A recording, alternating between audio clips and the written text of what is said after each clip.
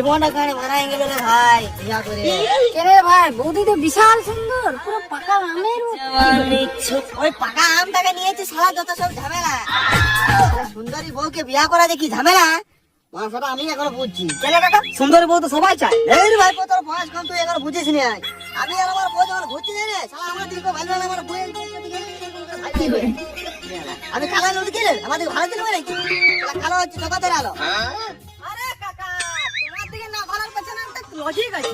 সেটার জন্য ডিগ্রি নিতে হবে, পড়াশোনা করতে হবে। মানে তোমরা মূর্খ ছেলে বাইরে কি করে বাইরে গেল বেড়াতে।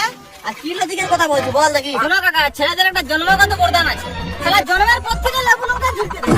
ওই জন্য কোনো সারা লাগে দিতে পারে না। দেখো এখানে ছেলেদের কোনো দাঁড়িয়ে ঘুরতে কিছু খায় না। তুমি মেয়েটাকে দুদিন ছাড়া দেয় নাকি? ও ভাইপুরো কেন আমার বউকে দুদিন ছাড়া দেয় নাকি? কাকা এটা হচ্ছে লজিক। তাহলে ভাইপো আমি আমার বউয়ের গলা আজকে লেবুলঙ্কা কিনে নাই ঝুলান দিচ্ছি। ওই লেবুলঙ্কা কাই দিবে না কাকা, তোমার লেবুলঙ্কা গেলে কাটে ঝুলা দেয় কোনো সালা ভালো লাগে না। শোনো ভাইপো, আমার তখন এই হালি হালি বিয়া হয়েছে, ছাড়া পড়া হয় নাই। হ্যাঁ তাহলে তোর গেলে কাটে ঝুলাই দিব। হ্যাঁ কি বলি? ধর সালা কোন হয়েছে ধর ধর।